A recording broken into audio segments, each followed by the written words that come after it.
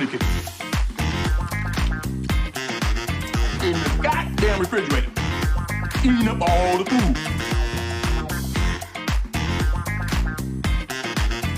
I be the car boss. I'm the car that they're youngin' boss. I'm the peppy.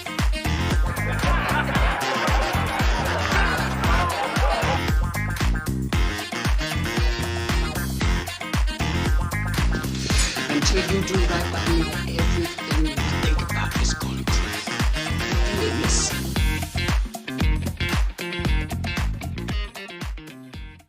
What's going on, everybody? This your man Jam. This is another episode of Afro-Cinematic, and I'm here with my man Chris Brown, the other one. What's going on, man? How you doing? Man, I'm doing good. I can't complain. It's Saturday. Just got done watching a pretty good movie, and I'm actually ready to talk about it. Oh man, yeah.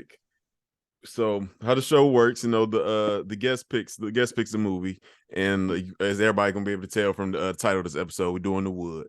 But before we even get into that, I looked up on your Instagram and everything, man. I'm seeing you cooking all this food. I'm like, yo, fam is a whole chef out here, man. How long you been cooking?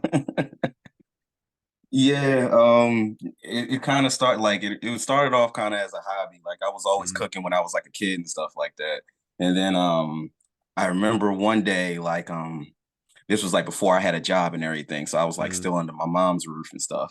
And what happened was I was really, really hungry. And my mom, she pretty much worked around that time she was working all day. So Yeah. I just remember one day just sitting up waiting for her just so she can grab me something to eat. And she didn't get in the house probably till around maybe 11, 12 o'clock. Just because she worked some overtime at the hospital and stuff like that. So then after that kind of thing, I was like, you know what, I gotta figure this out because this ain't. Now, mind you, I had a refrigerator full of food. I had it, and everything. I just didn't know what to do with it. So I kind of just started small and stuff like that. I just started cooking breakfast, bacon, eggs. That was the first thing. Once you get you're not afraid of the grease, the bacon grease popping on you and stuff like that. Then that's when you can kind of work the stove a little bit. So I'm just in my life getting over being afraid of the grease. I'm just not getting over being afraid. My wife makes fun of me all the fucking time. It's intimidating, and that grease burns. You feel them. It's hot. Them hoes aggressive. Yeah. So and that's kind of how it started. And I started taking it a little bit more serious. I'd probably say maybe 2.5 years ago. I just started eating and experiencing other cuisines and stuff because I was really picky. I was your meat and potatoes, ketchup on everything kind of dude. That's kind of him. And I'm still kind of working my way out of my pickiness. Yeah. I have a thing about mayonnaise. I'm working with that, but I really can't. I really refuse. I literally just got a chicken sandwich from Wendy's, and I told them it was to make it plain, and they didn't. When I tell you, I literally scraped them literally until there was no mayonnaise. Fucking with the white sauce. Yeah, I don't know what it is, man. It's something weird with me. It's something weird with me, but yeah. Yeah, it'd be like that, man. Because I was excited because I bake on the side. Oh, that's dope. I gotta send you my my Instagram for all my baked goods and everything. Yeah, so I was really, and I'm just now really getting into cooking more.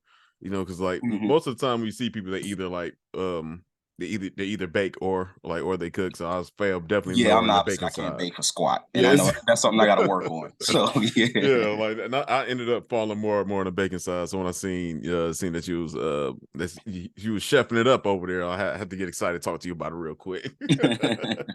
All right, but to the movie, we're talking about The Wood, and to be honest with you, this is my first time seeing this movie. I never seen this movie. I thought it was something. You sound like Bree right now. Hold on. I know.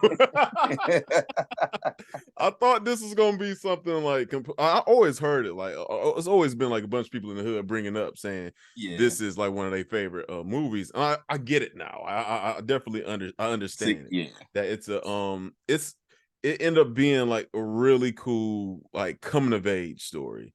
Yes, and I wasn't expecting that, and it was so heartfelt and and honest to like the young black male experience that I was going Exactly. through so many fucking flashbacks like watching this movie.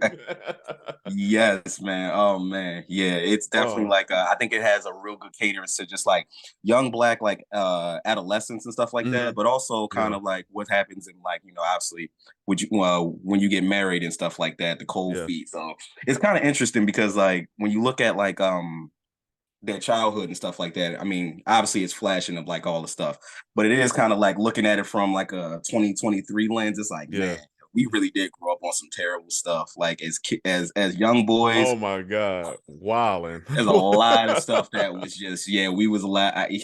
They ain't got that no Wow, more. But yeah, we man, could talk about it. But yeah, because man, there was a like lot of when toxicity that kind of in that. I mean, the movie kind of starts off literally with sexual assault, which it is, but I was about to say that, like looking back to when they was playing the game and just trying to like slap a girl ass, I was like, yo, I remember doing that shit as a kid. Like I Yes. can't Oh lie. my gosh. Like Yeah, that, that was like a thing. that Yeah, was middle a thing. school. That was like I said. Obviously we didn't have the lens, and we was kids Yeah, around this time, though we didn't really understand or the gravity of what we were doing. But yeah, yeah, you kind of that was kind of thing. that You was go it. around, you grab girls' butts and stuff. Like I never betted on it, but like you were Mhm. just like, yo, grab a butt, and then Mhm. it's Oh like man. crazy thinking about it because some responses were like met with like violence. That happened to me. I grabbed a girl butt and she teed off on me. That's all I'll say. She teed off on me, and I I was like, yeah, had that was actually the last time I ever grabbed the butt unconsensually. I'll say that. Check this nigga out. This nigga about to get they about to use their ass whoop. I was ready, determined. Hell, for $1, it was worth the risk. And the booty was looking good.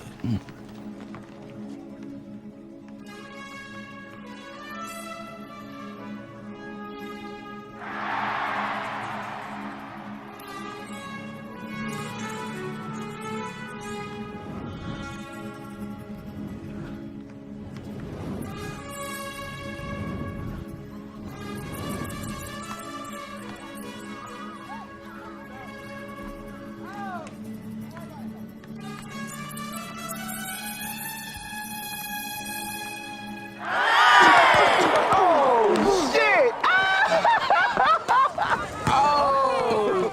He should never get in his face, man. Oh, damn! Damn, she clocked your ass. Oh, man, give me my dollar, man. Oh, damn! Oh, shit! Nigga, you crazy? You do not know me. Don't you ever put your stinking hands on me like that again. Oh, and I will tell my brother. Now, all this time, I was trying so hard to fit in, I never stopped and asked myself why the hell they ain't want to grab a butt. A brother? Yeah, man, Stacy. Man, you remember that talk we had about Bloods and Crips, man? Yeah? Well, that nigga's a blood. He coming to get me after school, and then he gonna kick your ass. Bet on that, punk. Oh, man. Why y'all ain't tell me?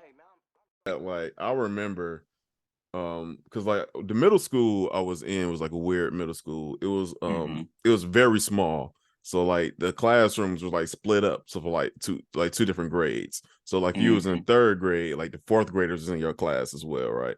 So like Yep. in middle school when I was around like I think it was like to be like the fifth or like sixth grade, I was just some of my friends dared me to grab like one of like the eighth graders asses. I'm like, oh, I was feeling ballsy. Like I did it and I got my ass beat like the same way. Yeah. So, Yeah. like And it's like, immediate flashbacks. Yeah. yeah. It was like, yeah, you get them hands. Like you had some of them girls who just did Man, not play that. And at all. unfortunately, you did have some girls who kind of got used to it, or like, Yeah. they would like say something, but it wasn't, everybody would like laugh and giggle. And it's Mhm. like, obviously we didn't have that kind of like, Yeah, we ain't had mindset a of language what we and have stuff now. for it. Yeah, we ain't really we didn't have like the mindset like the language or a real like adult language around like what it actually was, what we were doing and stuff. Yeah, but like just looking back, they just brought back so many memories, man. Like we was fucking wilding like as kids, man. Yeah, bro. Yeah, we like I said, I look back on some of that stuff. I'm like, whoo, whoo, whoo. Oh man, like consent was like really not a thing, like, No. or it just wasn't. It's so crazy because it's like Yeah. obviously we're 30 now, though, but it's like, Mhm. yo, really was like we were just cool with just Yeah, making that was women just the uncomfortable. culture. That was just the Yeah. culture then, you know. Yeah. That's like the old shit that people used to be saying, like, oh, like if a young boy used to be teasing or like hitting or like messing like the girl just say, oh, that just mean like he like you, and that like that type of like interactions just got like normalized and everything. So it was like pretty much like the same thing. So even like thinking back on it now, like I never got like in trouble from adults. You know, I never seen any other like kid either like get in trouble from adults like for that type of behavior. Just go show like how much like ingrained into like the culture at that time in society and everything that it was. But yeah, man, like, but definitely like got a lot of flashbacks. I'm glad too that I watched this movie I'm at the age now. I'm glad this is my first time like watching it because I can appreciate it so much more. I feel like than if I was still like around that age, you know, like watching. It wouldn't have hit me the same. Like I said, I wouldn't get none of these like nostalgia points. None of them. And I didn't know too, like this was an MTV like produced movie. Like that threw me. Really? Okay. Yeah, it's an MTV movie. That threw me. And it's but and I think another reason why I like it so much too is the director. He's one of my favorite directors. He directed Dope. He directed a bunch of other like cool shit. I gotta look up and see. He did Dope. Mm-hmm.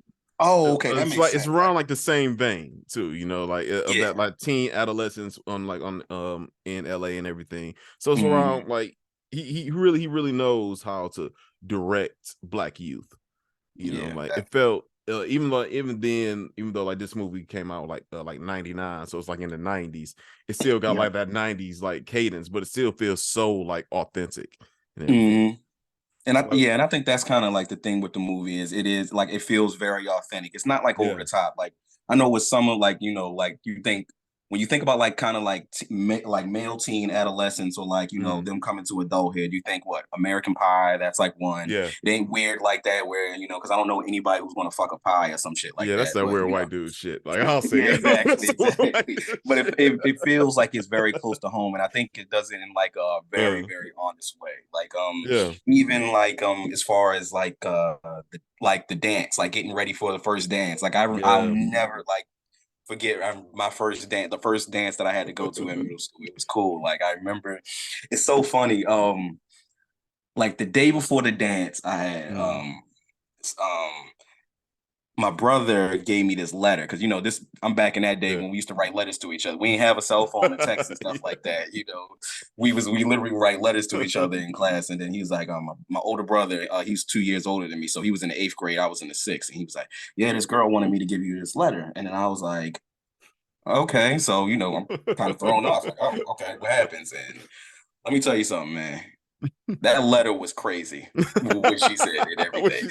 But I ain't gonna go into the details of the letter. But all I'll say is it was just like, I can't wait to see you at the dance. I'm going to dance on you and stuff like that. So I was like, dance on me? What's going on? So then I got my brother and his friend. He was like, yeah, she want to dance with you, dance with. So I'm like, okay, what she look like? And then they actually had a picture of her. They was like, yeah, I'll show you a picture real quick. And boy, yikes! I did not. You got catfish before catfish.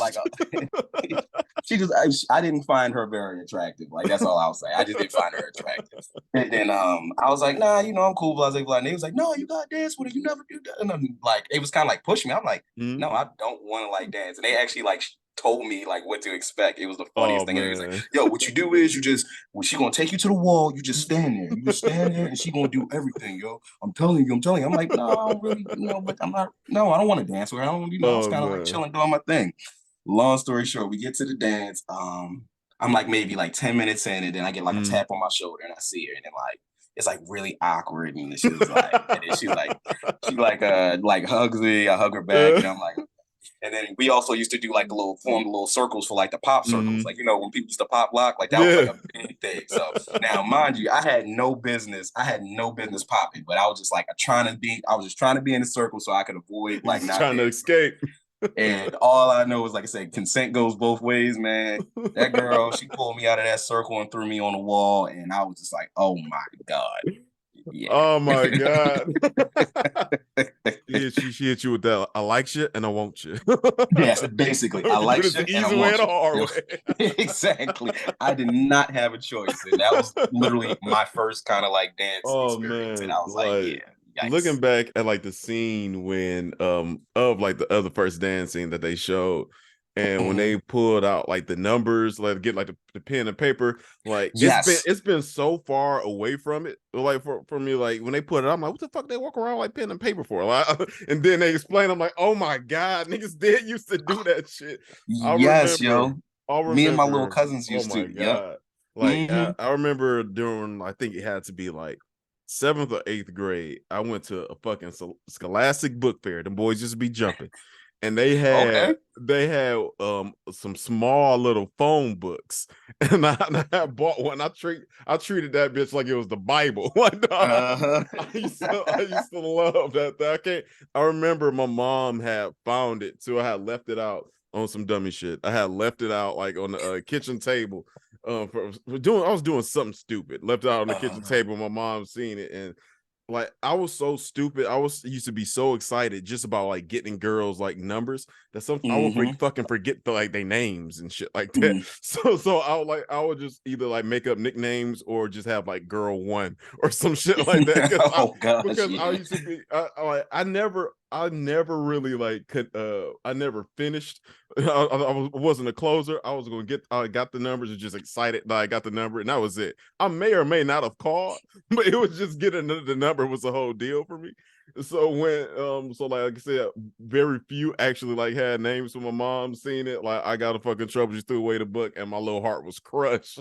Oh But my I gosh, yeah. remember I'd that, have been man. like having to write down the like, numbers. what are you doing, mom? What you doing? Come on. Oh Help me man. out. And I loved the intimate scene with Mike and Alicia when she wrote her number like on his hand and everything. Yeah, that was like the thing. I used to, you want to show it off to your boys. Like Yeah, that was like really a thing. Like, the pen in the nut, like yeah, in like a yeah, pad. man.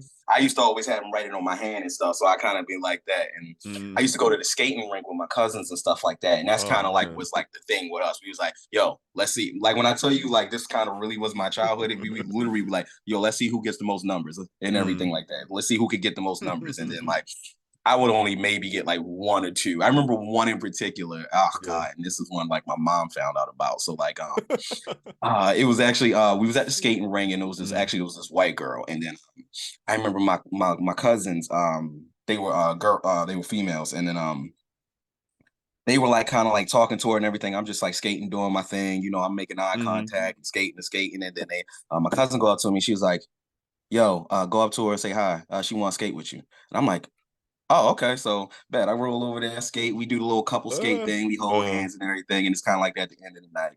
And then she's like, I was afraid to ask him for her number, but then because this is my first time coming across a white girl, so I ain't and I grew up in I was pretty much in Baltimore, so I've only known black women, so I was oh like yeah. I didn't know what to do. So she's like, you want my number? And I was like, yeah. And then she wrote it on my hands. It was like the funniest thing ever. And then my cousins and everybody like talking, yeah, definitely up. And then my mom over here, she's like, what you talking about? What you got a little number? Like, you got a little girl number and stuff like that. And I lied to you not. My mom literally called the number. Oh my god, I would have fucking died. Just Mama, what is you embarrassed, man. doing to me? Luckily, nobody picked up. That was the good Oh thing. my Luckily, nobody god. picked up. But Oh, she ain't oh called man, back. I was so embarrassed. Oh my gosh. Oh my god, yeah, I Yeah. would have fucking died.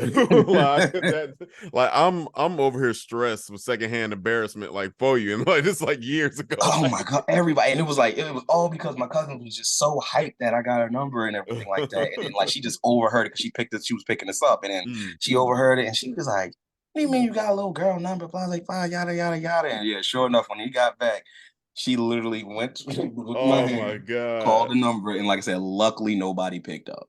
I would have been fucking like mortified, like mom, like you about to Yeah, just end yeah. my whole social life. Like, oh yeah, like man, like this movie, like we spoke about before, like just saying, like it had so many how authentic like it felt like to like the black experience and everything. Because this came like since it like came out in the 90s, it definitely came out like in that era where I feel like black films were actually like made for black people. You know, like Yes. when the movies aren't like the movies not trying to like double down to let you know that the characters are black. Like they ain't got to Yeah, bring it yeah, up or like like very every forced. 10 Yep. minutes. Yeah, they ain't got to bring it up every 10 minutes. Mhm. Nobody like got to explain like racism to each other. You know, Exactly. like Yeah, it's it's not just just overly like dramatic scene with like racism and a mhm, cop, like even the cop scene, like it wasn't yeah. over dramatic on the top. It's like, yeah, they used to just pull people over and throw you out the car, Mhm. especially if they seen a group of black men. That's Yeah, kind it of what it just felt was. But organic. Yeah, you know, yeah, yeah, and like I said, like because a lot of now I feel like a lot of like modern black films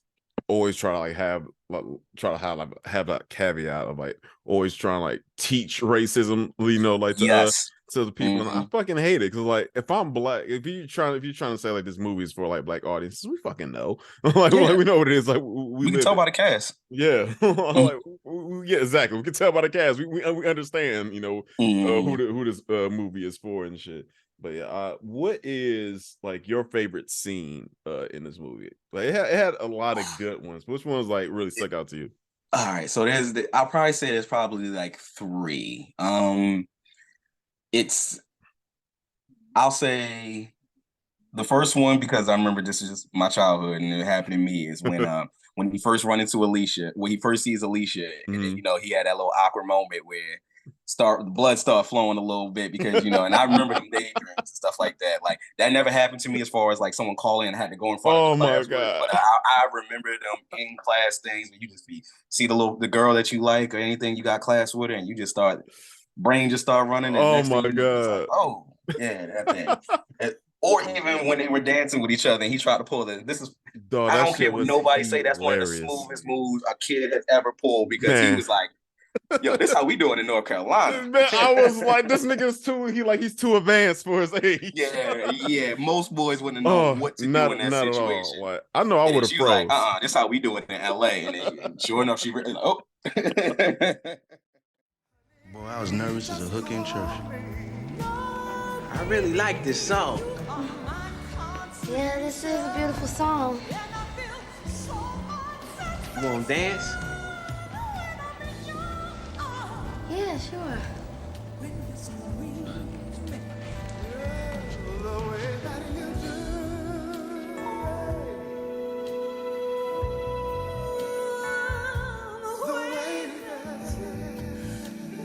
Man, my heart was beating 100 times a minute. She was so soft. She smelled so good. All I could think was, don't get hard. Hey, yo, look at that, man. Look.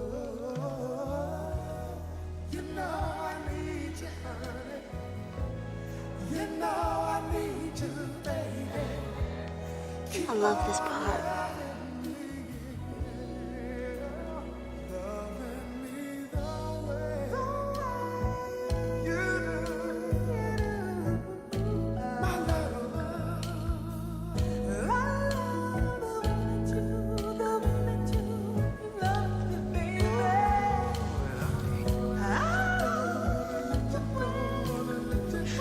Why don't you go dance with her then? You too.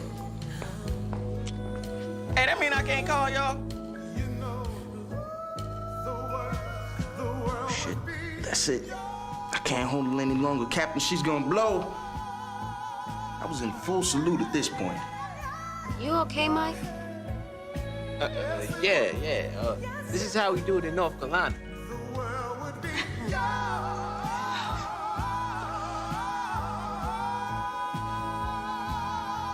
Well, this is how we do it in LA. Party's over, y'all. Back it up, take it in. It's time to go home. Y'all be safe. I had something like similar to how like happened to me, but I got caught out, so it was super embarrassing. Like, but luckily for me, it just wasn't as many like people around. I was Yeah. in like the fucking computer lab, right? Mm-hmm. And yeah, we was in like our class was in the computer lab, and next to me like was a girl, and everything. And I wasn't even like, it was like one of those random moments. Like it wasn't like anything like sexual. It was like I was looking at on the computer, or it wasn't even like I was feeling like she was like super like attractive. I mean, her was just close friends and shit. But just out of nowhere, out of nowhere, like out of nowhere, shit got to happen. And then she just happened to like look over and point, and she pointed at it and said, like, "Oh my God, Jamie!" And well, oh my. I'm like at first, like I was confused because I didn't realize. Someone like she was like pointing, like it was first when she was pointing, she was like had her mouth open, was like, oh my God, oh my God. I'm looking at her like, what the fuck is your problem? Like what? Like what's your problem? Did she like your thing? I'm like, oh shit. Oh Then my everybody like God. turned around that was laughing. I'm like, yo, I'm just Oh my God. I'm like, I'm ready for it to be over today. Like if today is You my know what's last day, so I crazy? understand. Yeah, you know what's so crazy? There's no like man, nobody teaches us about No. this kind of stuff. Like nothing, For a No. while, I probably until I was 25. I used to think I was a weirdo because like every morning I would wake up and it's just like I'm like, Like I what's ain't even dream happening? about nothing. Like now as I'm a little bit older, I appreciate that because it's gonna be a Yeah. sad day when you wake up and that thing just like soft as a that thing just ain't doing nothing. That's gonna be a sad day. That's when you're Oh gonna recognize you man. old as shit. You're gonna appreciate that stuff when you can wake up ready to go on command. Yeah. Shoot, on command, I remember shit. It used to be like that when I used to kiss. So I know. So listen, man, yeah, it's that. But it's like there really is like no like outlet for like young boys. No. Like there's no. Well, unfortunately, I'll say like maybe I'll say more so in the black community because I mean for the black kids who do have fathers, maybe they have that conversation. But sex really is very taboo when it comes to parents and children. For the most part, they even tell you don't do it or wear a condom. That's that's the most things you're gonna get. But no one tells you like, hey, when you when you wake up and your thing's hard, like it's because your bladder's full and it's pressing against your prostate. So you wake up with it's called morning wood. It's actually natural. This happens. You're in puberty. You're coming. You like I said, you see women. You have you have thoughts. Your body responds. It's very natural. And I feel like no one has that conversation with like boys like that. Well, maybe they do now. I'm not sure. I don't have any kids though, but like I feel like like growing up. Yeah, like growing up, like it was definitely wasn't like a thing for me. Like it was just that's one of the reasons I like really enjoyed this film. Like it was pretty much like the same thing. Like I loved how it showed like the nervousness, like from how all the boys like shared like the same like nervousness and like everything, and everybody had that same like awkwardness, about it. Like about stuff like around sex, they just knew they wanted to have it, but like that was it. And but yeah, like I really like enjoyed and like appreciated how the film really like handled like the scenes like that with care, and like not and did it in a way where it's where the humor is more so like cute, like, but it's not trying to like make fun of like of like the kid, or like trying to like to shame him and everything. It's really like handling those situations of like young boyhood, with character, because we don't really see like black like I can't even think none like in the modern time that I've seen of like young black boys like growing up outside of like Boys in the Hood is probably like the only other film I can like think of. And that's like another like old film too. Yeah, exactly. And then I think also the thing with this film is it kind of shows you like real male friendships, like how it is, like, and like I think they got it down to a T of what it is, because like a lot like them the friends in the movie, like I can relate to it to with my two best friends. It's kind of like our personalities. Like if I had to compare them to my friendships, I would probably say I was probably more Roland, except way more shy. My homie Wendell, he's probably he's Mike, cool, calm, collected, rational, kind of like the peacemaker and everything. And then my homie Selby, the one he gonna let you know about your goddamn self, which is Slim. And obviously you see it a little bit more when you grow up. Like you had Mike trying to be the peacemaker, and when he doesn't show up for his wedding and stuff, and he's holding, but it's also it's showing like accountability too, because like in that particular scene when they finally find him, they like, yo, you messing up right now. It ain't no like, oh yeah, oh you bitches ain't shit, oh yeah, you won't get married, fuck these bows. It ain't that. It's like, no, you messing up right now. You messing up. So you had it in two ways. You had Mike, who was just like, yeah, you messing up. You need to get yourself together. And then you had Slim. You a drunk.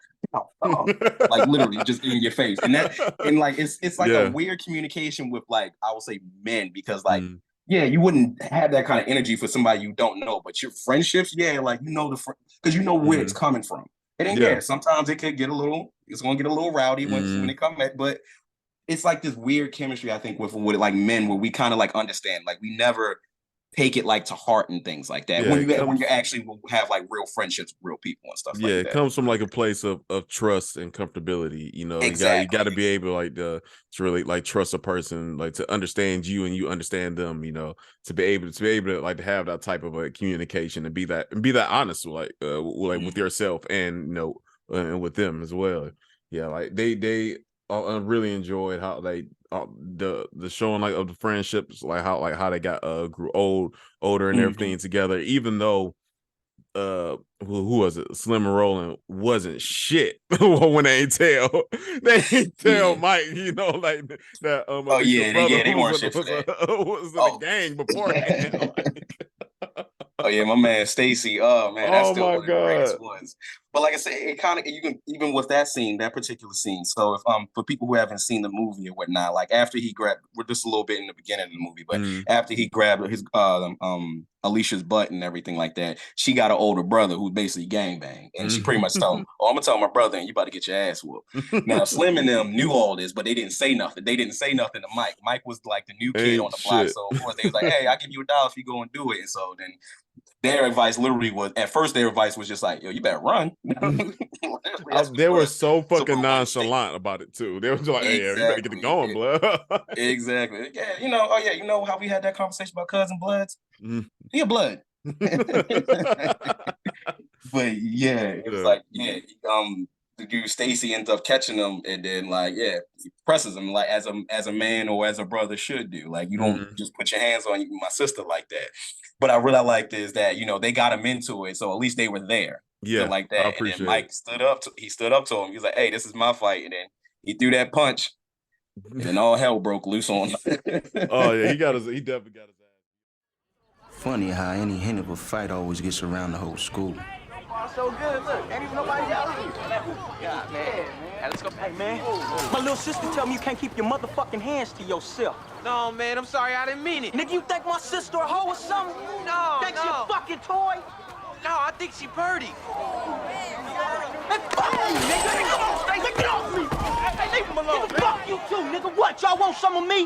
Man, yeah. What? I guess so. No, man, this is my fight. Okay. What, nigga? Damn. I sworn I saw the light. A hand reaching out to me from the heavens. My mistake. It was his fist. I told you to scare him. Now, Stacy, stop. Hey, come on, man. Stop. You gonna hurt him. I said stop it, Stacy. Let's go, Alicia. I appreciated them willing to be down with him, but and I also appreciate them as soon as Mike said I'm good, they was like, bet. Like, bet. Yep, exactly. Bet. Like, nigga, you ain't got to tell me twice. Exactly. Sometimes you got to know your friends. Like, you know your friends. If they ain't you, you know, hey, they ain't you. Yeah, I think my favorite scene in the movie, it probably is the liquor store scene. Like, because it was it went so left. It was just so unexpected to me. You know, like they just going in and get something, then like the store end up getting robbed. Then they just end up being like Stacy and a friend, and they just end up having like a fucking casual conversation. You know, why they robbing the store? Yeah. Why you got a whole gun pointed at the dude? Like no, y'all want something? All right, y'all want something? Well, at least I can take y'all to the dance. At least let me drive y'all to. At least I can do like they did something nice for him and some shit. Like, he didn't even complete the robbery. Like that was funny to me. Yeah, didn't even complete the robbery. Like just left with him and shit. Like, yeah, it was like, oh yeah, we just stuck him up and everything. Well, apparently they went in there. Well, maybe you know, because I still don't know what this is. Like, what was it? What they was like? They went for zigzags. So I'm assuming that's a blunt, right? I don't smoke. I ain't. So I don't know. So I don't I'll know. partake in an edible now and again, but that's about as far as my drug use Hey, go. yeah, let us know. Let us know what that means. Because to this day, I still don't know what zigzags, but that's the whole reason why we went in that motherfucker. You ain't getting no zigzag, you ain't getting Oh no drink man, drag. shit was hilarious. Like, who was it? I think it was Slim trying to like shake a can. I guess he was ready to trying to throw it at Stacy and shit. Then I was like his wondering what he friend was just trying to do roll with up that. I was on him. like, maybe he Like, was like gonna open it and spray it in their face and I run, don't or know. was it just I don't know what his fucking plan was. Like the only thing that made sense to me was him throwing it or some shit. But like then when his friend came up and like tapped him, he like, yeah, man, hang on. Hey, like, hold on. Oh, like it was so silly, man. But it was just so pure. It felt pure. I think that's like a good word, like to describe, Yeah. this film. Like it's just it's very pure in its approach to all the relationships in it. Like Hmm. I really enjoyed everybody's like the friend group except for Roland's platonic relationship with I think she was like Roland's ex-girlfriend. Yeah, Yeah, Tanya. yeah, Yeah, yeah, yep. Tanya. Yeah, Yeah, his like ex. I really enjoyed like how they showed that and everything in the film because we don't see that too much like nowadays. Like either we don't really see too many like platonic relationships between man and Yeah. woman, and like nowadays. But like looking back at like '90s films, it happened like on a very like regular like occasion. Like Hmm. the next movie, the little preview for everybody. Next episode I'm going to drop is going to be Love Jones, and like that one had like a platonic like relationship, Hmm. like with a female character, so you don't it's just something like you don't see as much like anymore, and I think that goes to the whole thing of like making black films like for black people again, you Yes. know. And then yeah, not forcing it. Everything don't need to Hmm. have a message. Like I feel Exactly, as though yeah. like the success of what was it? Get Out Mm. made everyone feels like, oh, everything there has to be like a Oh my deeper god, meaning yeah. and everything. It's like, no, you could just make a film just to make a film. Like you could tell a Exactly, love yeah. story with just between two black people, and it don't Mm. have to be this awkward scene where a police officer drives them over and then you got the kids Yeah. in the back and it's just Yeah. this over sensationalized thing, and then after the situation's over you gotta then have the conversation, like everything don't Mhm. have to necessarily be educational, but more importantly everything doesn't need to be educational towards white people.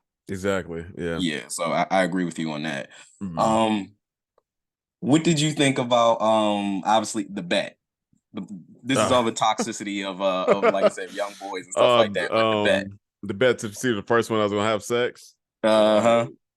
I never had like any bet like that, but I definitely like knew people like who was like doing shit, and everything like that. So like I said, it did bring me back like to those like early like high school like years and everything. I do like the thing that I liked about it was how the film showed them being nervous like about it, like and Mhm. especially when it came up to the actual sex scene with Yeah. with Mike and Alicia, Alicia, like yep. when he got the condom and he didn't know when he first opened it and didn't know what the fuck to do with it. Yep. Like, I Like don't he know was what to do just, with this thing. I laughed so hard. Mhm. I had like such a deep like laugh and everything, or, like reminiscing on shit like that, like not knowing what the fuck you doing and everything. It reminded me back because I feel like a lot of young black boys did the fake it till you make it approach. We'll talk big shit like we was Yeah, fucking for a yeah, you while. you wanna seem like you was unconfident, yeah, Yeah, like, uh-huh. we was talking like we was fucking for a little bit. When it's time to do nervous in the motherfucker, don't know what the Bruh, hell like to do and everything. yeah. I can Like, remember my first time and my first time in particular, and I'm not to you not like I think she just got tired of me dry humping her. Before before she just like took care. She's like, all right, let me put it in. So this nigga just don't know what he's doing. oh But man, I just had no idea. So it was just like I'm telling you, like there's like no. I mean, you also don't want to like teach your kid like yeah. kids and stuff like that stuff, but like there really is like no manual to it. Mm-mm. So it's like you don't know what you're doing, and then of Nah. course now like with the boom, like around that kind of age, like pornography, like I mean the tube sites kind of like started coming up. I think like I would say like Yeah, it more so wasn't like as big of a thing back then. late middle school into high school though, but like for the most part you had to pay for that kind of stuff. So like Mm-hmm. now with the access of that, a lot of these young boys are watching porn and then going Yeah. thinking they first time they just gonna do what they see and Mm. then That can cause a lot of problems, or you'll realize it's like it ain't nothing like that. That shit is Yeah. not real at all. Yeah, like I wonder, I wonder how this film would be like if it was made in like modern times. You know, like what would like the conversations like around, like around like puberty and like sex and everything be, and be like because with the internet like changes everything. Like you're right, Yeah. like the tube sites wasn't really like a thing yet. Like when we were younger, if anything, Yeah. you might go like on a basic HTML page with like just some pictures and some shit like that's Yep. like that's just it. It wasn't like no real like porn sites, like Yeah, how it or is if now. your family had any like dirty movies and Yeah, stuff like that, that exactly. was Yeah. basically that's how you saw it. Yeah. Yeah, it wasn't it was nowhere near as like accessible like as it is now, or like I remember like talking back with one of my cousins like laughing like what we used to do like on like HBO or like Cinemax like when they used to show like them soft porns or like real Oh yeah. super, Oh like, yeah. Yeah, I forgot about those. Yeah, because we had cable at my house. We had the premium channel, so I knew. Yeah, Cinemax after 12 o'clock. I already knew. I knew what was going on. Yeah. you had to make sure you had Nickelodeon or some shit set to last on the remote before you went over. Just in case. So you'll get caught up. Oh my gosh. Yeah. Oh Man. yeah, I remember because I remember too like doing the whole fake it till you make it approach. My cousins used to fucking tease me like because they like my older cousins like they have already have had sex, and they would hit me with the fucking question. I don't know if you ever got hit with this before. Hit me with the fucking question like, how many holes does a vagina have? My dumb ass, like just seeing like this fucking soft porn is like, well, they in this position, in this position, it gotta be two. Like used to always and they used to just bust out fucking laughing, never understood until much later in life. Yeah, literally, yeah. No, I never got hit with that kind of question though, but it was like Fucking kind me of up. thing. Yeah, it's like, yeah, you don't know until you there. Like, before I had sex though, I think I saw like actual pornography before. So I remember the first time I saw it, I was like disgusted. Like first time I saw a vagina, I was like, Yeah. is that what that thing is? I almost threw up. That's how I was like, this is nasty. Ew, this like, but for some reason, I was stimulated though. Like watching it, I'm like, this is the grossest thing I've ever watched. But can't put like one and two are just like on completely different times and stuff. So I kind of had like a gist of the layout of a vagina, but like still didn't know. Yeah, still didn't know because most of it was softcore porn. So yeah, you try yeah. I ain't know the actual like you got to stick it in. So like I said, luckily the girl was just like I think she got tired after a while. She was just like, all right, dog.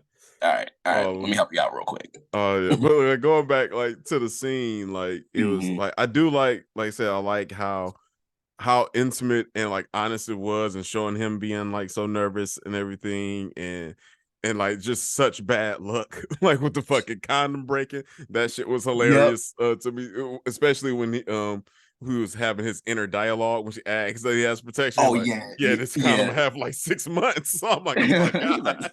Yeah, that thing beat up and used. Yeah, that thing wasn't going to work. But hey, it was what he had. It was what he had at the time. And then, man, I also think, with this, they also showed like the idea of at least like sex with protection, because like Alicia was like, when the condom broke, it was like Alicia was like, well, go get another one. Yeah, exactly. Like, that's the only one I had. And then she was like, well, go in my brother room, Stacy. And then that scene, tell me my man Mike messed Stacy whole night up, man.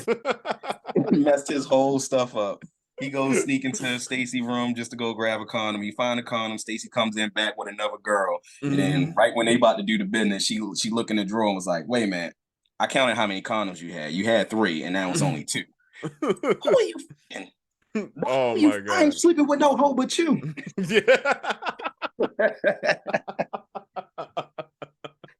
Oh man, oh my god, man. That wasn't all on Mike, but that was like, Mike messed that one up. But like Mike, I can give it to Mike saying at least that's his payback for getting his ass beat. Like, right, exactly. Yeah, like he deserved to get like Mike deserved to get hit, but Stacey was beating the shit out of him. Yeah, he was beating the dog shit out of him. Yeah, and like just Mike under Stacey bed was just dirty draws in his face. Yup, yeah, like he getting lucky, and I got dirty draws stuff in my face.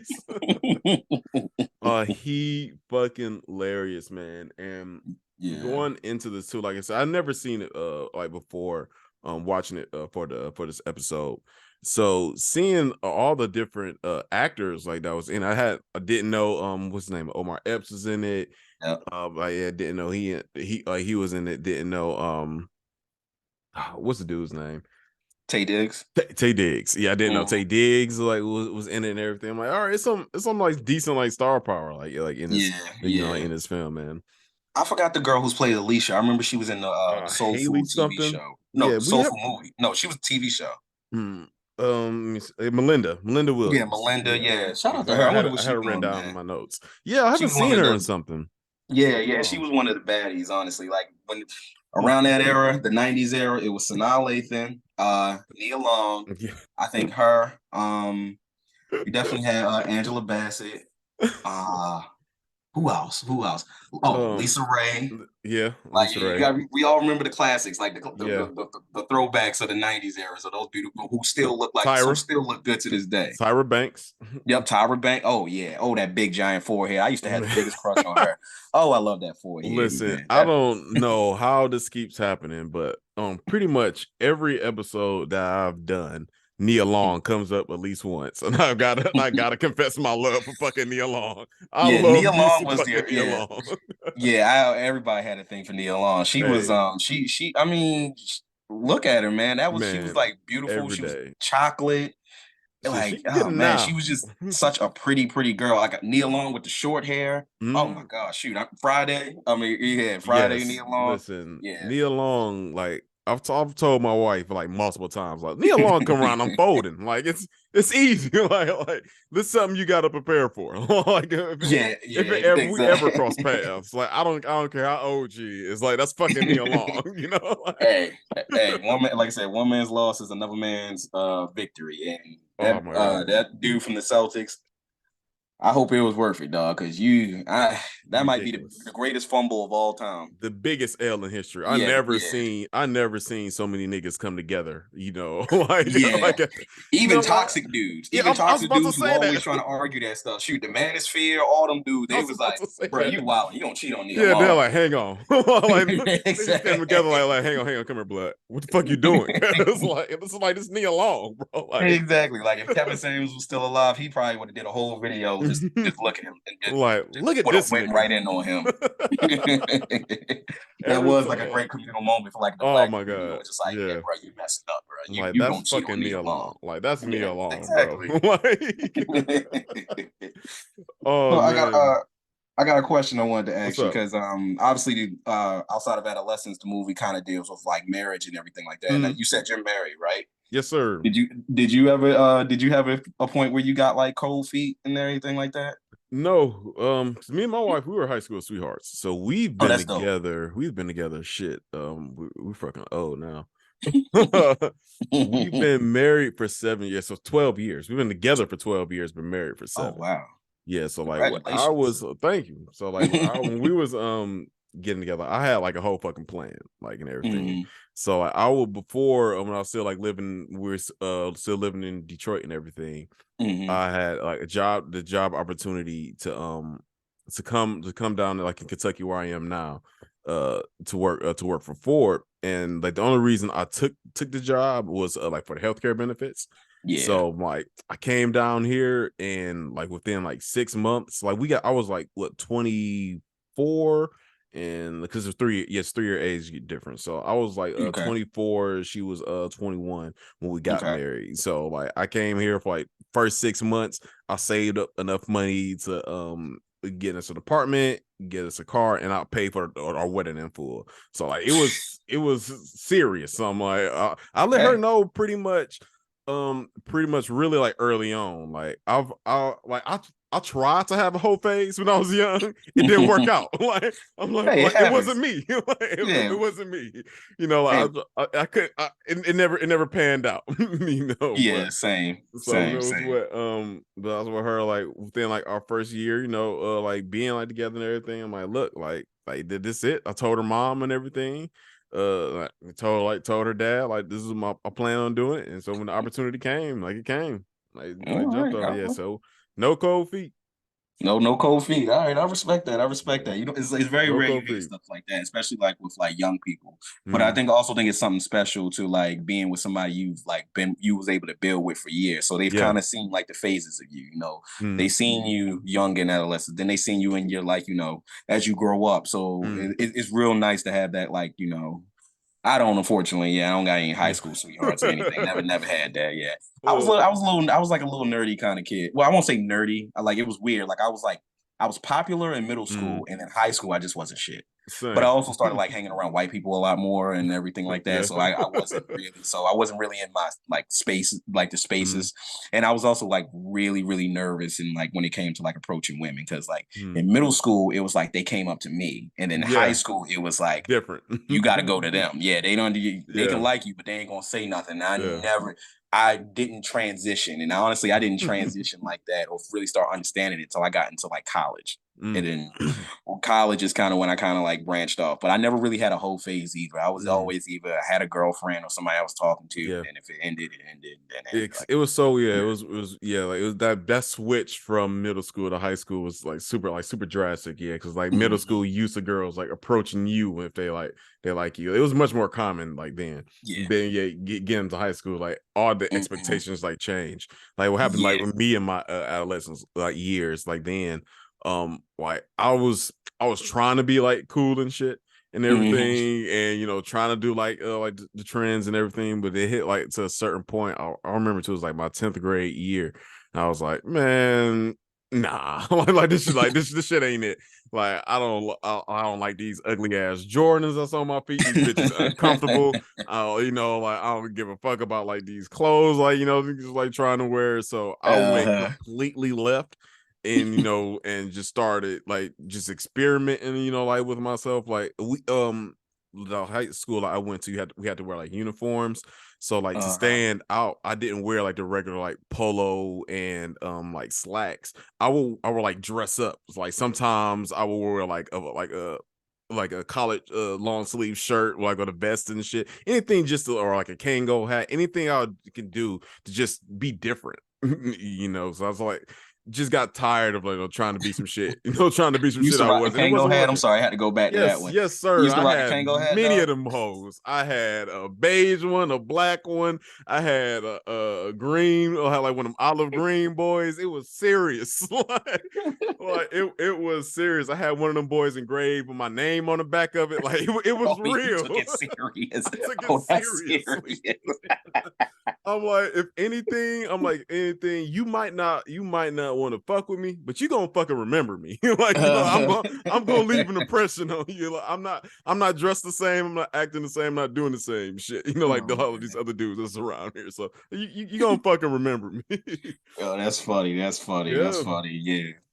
Like I had all the style, I'll say that. Like, yeah, I was. I mean, I wasn't like big on like sneakers and stuff. Mhm. Like I remember my mom drilled like matching into me, so I used to match Yeah. like crazy. Like everything was always kind of coordinated. But I also had Mhm. like braids and stuff. I used to have hair, so I used to, that was like the do rag phase, Yeah. the cut the two pan do rags and stuff. And I never did that. Yes, sir. I didn't really start like venturing off. Like I always wore a hat. I don't know why, but I was Mm. always like I don't know, man. I say like I had like foresight to know that I was going to have messed up hairline, so that's why I just like from like almost every picture you see of me, I got a hat on, so I don't know. All So right, you gotta answer this question for me. You was all talking right, about bet. wearing like do-rags, like the do-rag Uh, phases. Like when you wore your do-rag, did you let the flap just fly hang free like a cape? Did you tie it up? What was your do-rag etiquette with the flap? okay, so when I first started rocking do rags, I kept the flap open. So I used to had the flap, and then I would wear a hat. Mm. And then I started getting advanced, and then I started wearing two do rags. So like, because you had the color do rags, but then I would have like matching was like a big thing. So I would have like a white do rag, and then put a red one. Then I would like tie them in knots so they kind of hang out like a red, Mm. like it'll be like a red knot on one side, and then like a white knot on the other. Oh, you was Then I'll advanced put a with hat it. on top of that. Yeah, I used to be all that Oh kind of stuff. man. So yeah, now yeah. I know I see like now people rocking do rags. It's the most people keep the flap out now, or Mhm. they keep it like rolled up. So it's like one Yeah. of them. But I was flap at first, and I used to tie it in a knot towards the end, and then I used to always have that goddamn line on the middle of my goddamn Yeah, head and stuff too. like that Took was a couple hours for always. that line to go away because of how Oh tight them things man. used to be.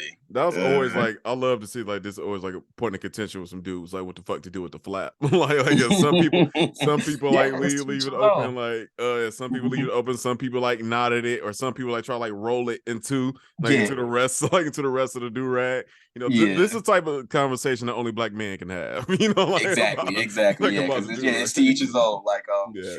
it's been a minute since I wore a do-rag, so Same. I wouldn't know. Like, well, yeah, I think I see most people they have it rolled up or they keep the flap out just to kind of because like the do-rag now isn't just like a hair garment to keep your hair nice or keep your waves and Yeah. stuff. It's like a statement now. It's a fashion Mhm. statement that you're starting to see a lot Yeah, more. people got So satin now, ones and so shit now now. I assume the flap is going to be out more just because everybody wants to know. Yeah, I'm wearing a do-rag. Mhm. It ain't like how it used to be where it was really just like just to protect your hair and stuff like that, Yeah. or to keep your waves from keeping your waves waving and everything. So Like I yeah. used to tie mines in the knot, then I would go Mhm. like one wrap around with the with two ties and leave them hanging down. Well, and it's like so it would be different. Especially I always do that with I only did it though if I had a hat on, Yep. So like it's Yeah, like coming exactly. down and shit. Like Uh-huh. so, do-rag That's so funny. conversations. Yeah, that strings.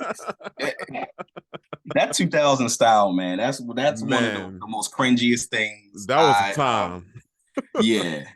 I That just was a time. I'm glad I don't like it's starting to come back a little bit with like the Yeah. baggier pants and stuff, but it's not coming back fully like how you like well no, because I think No. people are starting to dress a little bit more baggier and loose now. So it is Mhm. starting to come back, but I don't think it's gonna last long Then because I'm about to yeah, say, that but was embarrassing. it was different back then, dude. Like Yeah. everybody wearing like 3 to 4X shirts and there. Yeah. I was just talking to my wife not that long ago, saying like, "Damn, I used to really fucking wear basketball shorts under my pants." Yes. Oh my god, I used to do Like I'm about to just, I just got to be prepared for some shit. Like, oh man, I'm about to be like you just never run know into what a you're gonna pickup lose. game. Like, Uh you don't fucking know. And my thing was I used to never wear belts. So like I would have the belt and they would like the neighbors and everybody used to laugh at me. And then I actually got a nickname from one of Oh my old man. time friends. She used to call me Ducky because I used to waddle because I never had a belt on. So I had to like walk like literally Let like a me duck. tell you, the walk, like this is another like black man conversation. Uh-huh. The way a nigga used to walk so he wouldn't crease up his fucking Air Force Yep. Ones used to be super. I used to curl my toes up and shit so I Ye- wouldn't get that crease. So I'll be I walking still do stiff that, as man. hell and shit. I still do that with Air Forces. Still. Oh my god! I remember They- going to like an amusement park like with my god dad and everything, and like my sisters and shit. And he was seeing me walk. He was like, "Yo, like, what the fuck wrong with your feet? Like, you all right? What happened?" I'm like, I ain't trying. I'm embarrassed. I ain't trying to like tell it to him because he don't get it. So I ain't trying to tell it. So I'm like, no, I'm good. Then he fucking like realized and called me. I'm like, man, you ain't just trying to fuck up your shoes. Like the Air Force game used to be so strong, man. Like not to Yeah. crease those fucking shoes, man. Yeah, Oh it's one my of the greatest sneakers ever, but like they just don't last. They They was just like don't. fucking bricks. Like Yes, they so literally, fucking heavy. literally. All it takes is one. Usually it takes about like 2-3 wears, and then you see that nasty crease, and then you just don't even want to wear them no more. That crease After is just nasty. as soon as he get that one crease in it, they immediately grass cutting shoes. Exactly. like that's That's it. literally that's literally what it is. The second the crease happen, all right, I ain't That's gotta it. care about these no more. Like somehow the laces are magically like coming out. Like, not like they Yep, just, exactly. you don't Yeah. know where Oh, the fuck that's they so went. funny. That is so fun. That's so crazy thinking about that. Like literally the second you start to get that crease on it, it's just like, It's yep, can't done. use these no more. These are gonna be It's chore shoes, and then done. you go like for the first like couple of weeks, you do everything in your power to keep them like clean and white and everything like that. And then when that crease happens, it's just like That's gotta it. throw them away. I Literally tried to. grass cutting shoes. I remember I tried to cheat the game and just get black Air Forces, but then I remember I think it was the year 2008 or 2009 when Mhm. like the little what was it, like the little silver piece like on the shoelaces like near the Yeah. front it used to be like a rectangle, but then around like the 2008, 2009, they changed it to like an oval.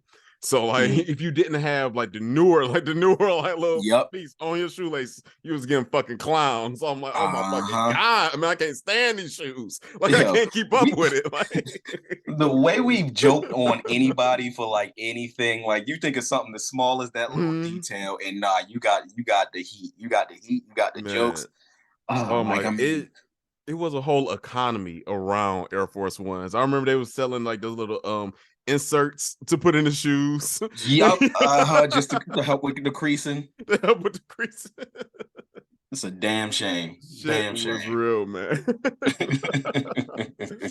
Oh well, you answered. I mean, you answered like the other question I had for you, saying like, which character did you see yourself more as? I think you said Roland, right? Yeah, Roland.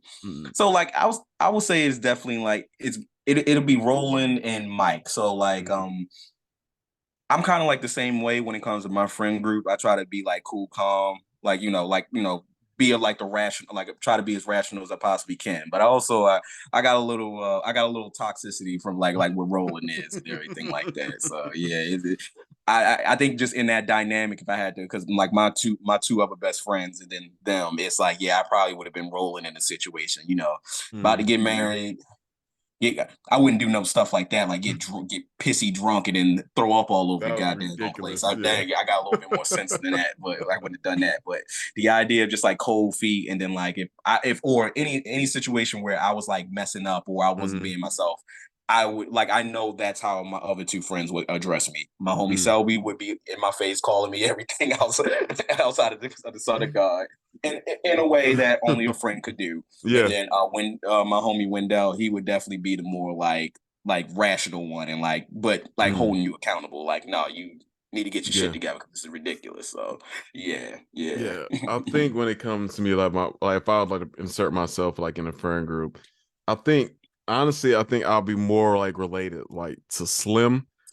Because like I'm like very, very blunt, but thank God for my wife to help like kind of like ease out those edges. Because I'll just be like just extremely like blunt with people, like especially like with my friends. And like I'm not going to like sugarcoat shit, like it's like the policy that everybody pretty much got to understand, and like don't ask Jam unless you want the truth. Exactly. Don't go, like so I can be like real blunt. Like I ain't gonna hold you up. I'm not gonna try to hurt your feelings, but I ain't gonna hold you up about it. Like I ain't gonna tell you that shit ain't shit.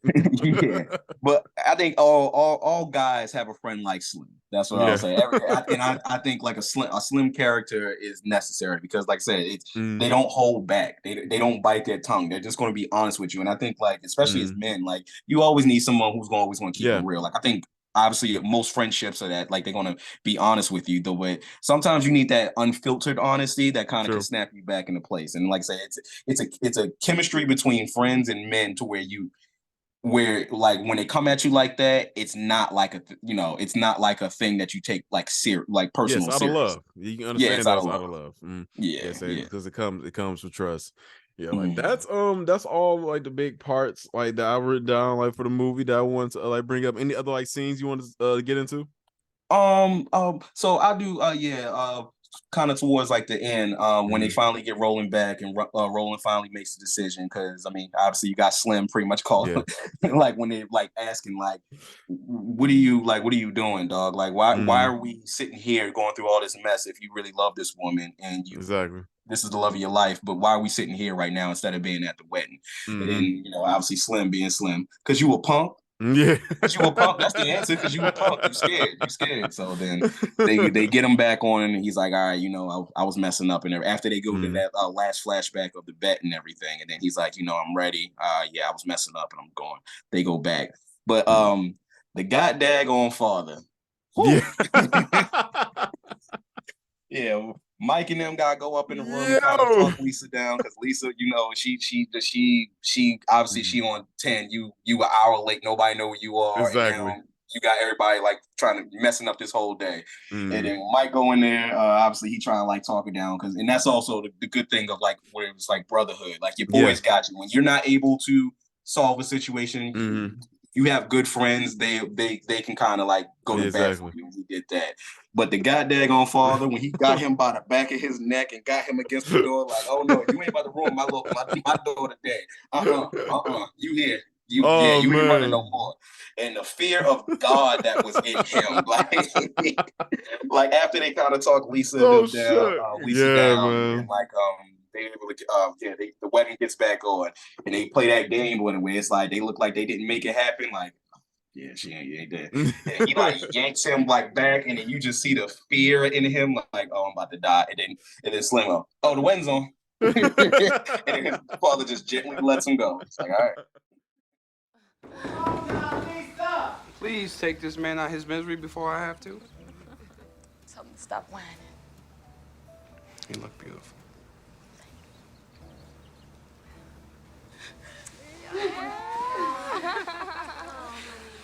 Fix my makeup.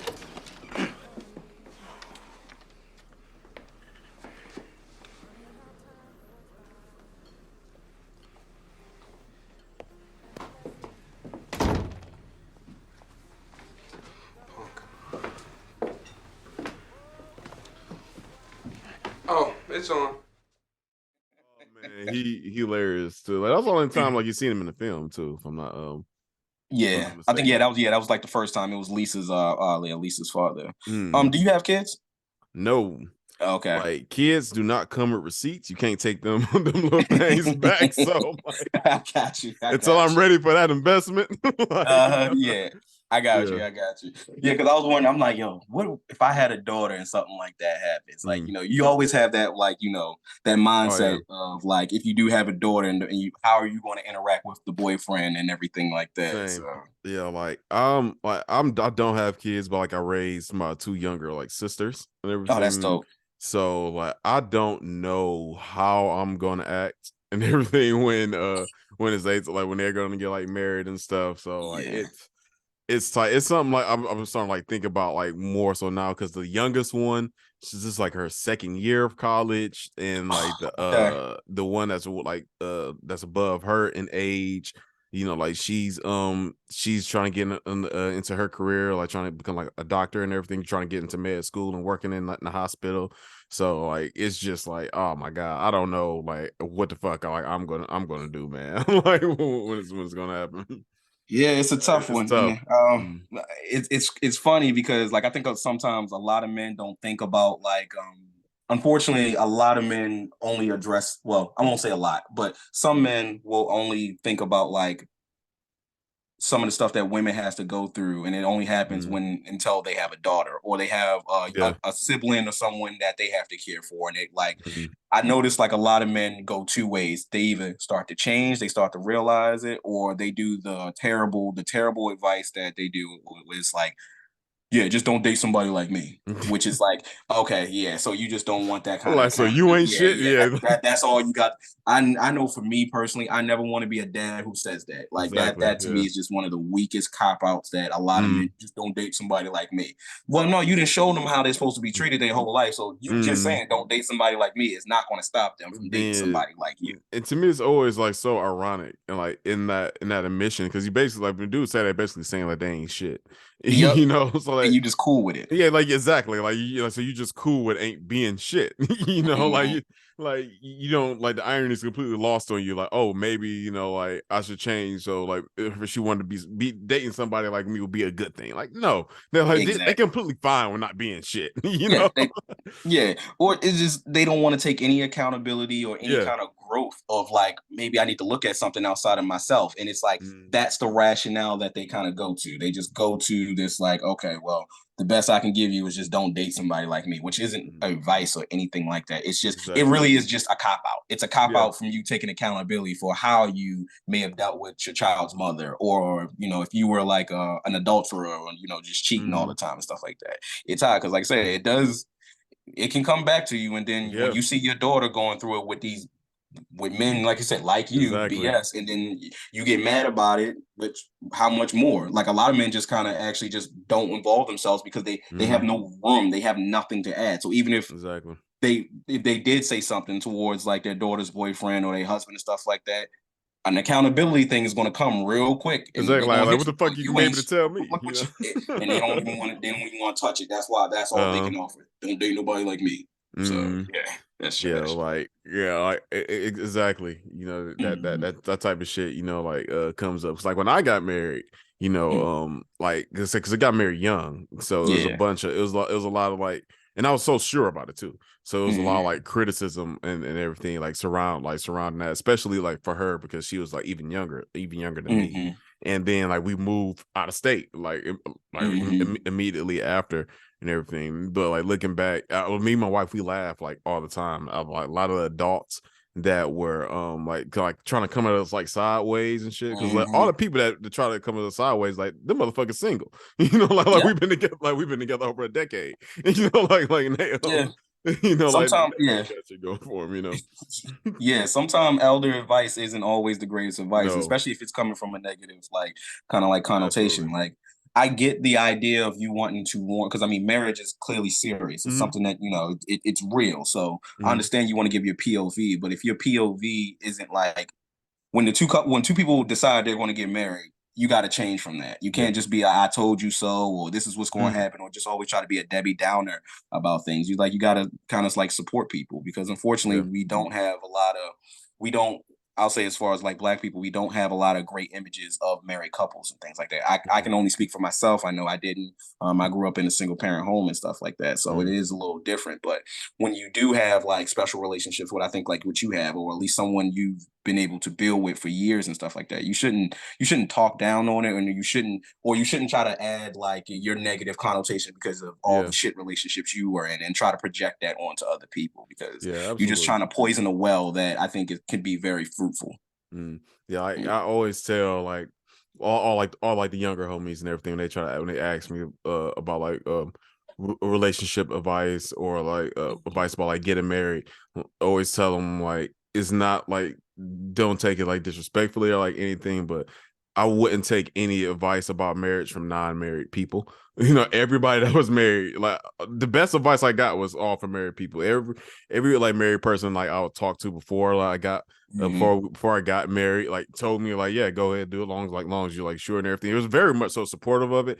They all was they all, man and woman, they all were supportive like of it. The only thing like they caveated with like just wait to have kids. You know, like wait as long as you can like to have kids and just enjoy each other.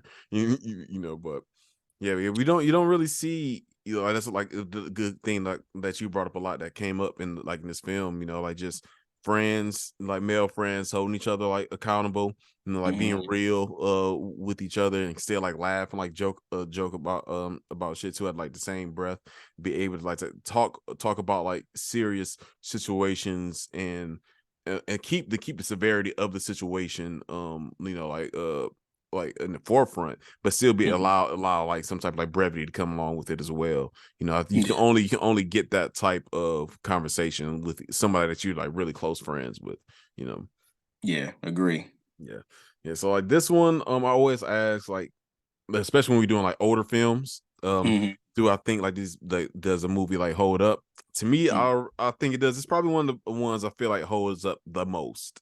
You know, like it does because it's set on like so much of the film is like flashbacks that it kind of gives it a sense of like timelessness. Yes. You know, especially for people like within our age our age range, and probably like the generation just the generation above us too. You know, like it's going to be super like nostalgic, you know, for people those like two generations. So I do think like it holds up. Like I said, like the subject matter, like so cool, like the honesty like of it and everything. Like to me, if I was like I was ranking it like a 1 out of 5, I'll probably give this one. I'll give this one like a 4.5. Okay. Like it's really really high to me. It's just some parts like I'll laugh so hard like because Mike's supposed to be from Carolina. But like in the beginning parts of the film, I don't know how many times he goes in and out of this accent. Like, yep. Having an accent and everything. You know, it's just like some like little production shit mainly. But like outside of that, like to me, it's a really good film. You know? Yeah, I agree too. I definitely give it probably like a 4.5. I definitely think it holds up. Yeah. It's gonna be, I'll say at least for my generation, it's gonna be one of those movies I think we always gonna remember. So yeah, it's a good classic. A good classic is what I give it. So yeah. All right. So got 2 questions for you before we get out of here. All On right. the list of movies every black person should see, what movie would you add to that list? And it can't be this one. It can't be The Wood. A movie that every black person should see. Huh. You know what I'll go? I'll go Brown Sugar. Really? Yeah, Brown Sugar, I I think think he is directed this that's too. Yeah, I think this is the same director that did Brown Sugar, if I'm not mistaken. yeah, it wouldn't surprise me, but yeah, like I think I think that was a really good movie. Um Good love story too between two Yeah. people, hip hop and everything. So if you like hip hop or older school hip hop and stuff like that, that was like a real good film. What else is another black movie that everyone should see? I'm gonna go another one. This is because I like scary movies and horrors and stuff like that. I'll go Tales from the Hood. Really? Yeah, That I Tales from the think that's Hood. been on the The list. first That's one, on the not the list. newer one. That thing is the worst thing you're ever. Don't even. If you've seen Tales from the Hood, let me tell you something. Stick with the first one. Just stick with the first one. It's good, and that's the one. Looking at it now, it's very cheesy though, but it's still good. It's a good cheese. It's fun. Yeah, it's This fun. new stuff that's on Netflix, do not waste. I'm telling you. If you listen to anything from me, don't waste the seconds on this thing. It is bad. It is the worst. It's not God, good. yeah, no, It's not good. no. But Tales from the Hood is one All that right, I think Browns. that's a film that every black There's person should see. some It's really there's good. some good picks. There's some good solid picks.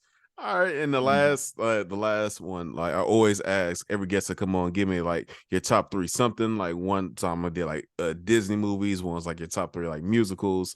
So give me your top 3 gangster films.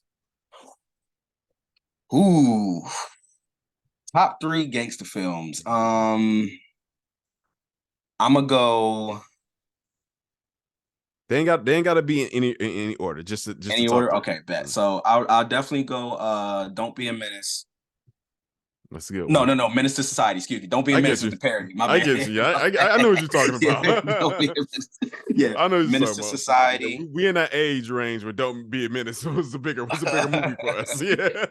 Menace to Society. Mm, I'm gonna go. I think South Central. okay. I think that was the one with the one guy. He was like in jail and stuff. He was like a Crip and everything. He was in jail. Yeah, South Central, and then. That last one always be a mug. Yeah. That last It's one. interesting. Like a part of me wants to do Boys in the Hood, but I feel like that's like everyone's one. So I'm trying to think of like another one that was like really good. I mean, it's a classic for a reason. Yeah, it is a classic, and it really is good. I mean, the Ricky scene, that everything. Yeah, that's a really good one. But I may go Boys in the Hood. Yeah. I think I'm gonna go Boys in the Hood. Them some solid picks, man. Like Menace to Society, Old Dog, fucking crazy. Yeah. Like he was the menace. So like he was fucking a whole super psycho. villain. Like he was a super villain. Like somebody call Batman on this motherfucker. Like he's crazy. Exactly. Yeah, he was a whole psycho. That Man. That's a good one. So, all right, man. Well, this has been another episode of Afro-Cinematic. So, Chris, man, tell the people where they can reach you at. You can reach me at Breezy the Home Cook. That's my socials for Instagram and TikTok. Also on Facebook. Actually, I don't need you to know my Facebook. That's a little personal. That's still family and stuff like that. So yeah, Instagram just Breezy the Home Cook. TikTok also Breezy the Home Cook. That's where you can find me. And then you can probably catch me on Call In because I love talking politics and everything like that too. Most so if you follow Brianna Joy Gray, you'll see me in the comments and everything like that. Most definitely. All right, so this has been another episode, and we out.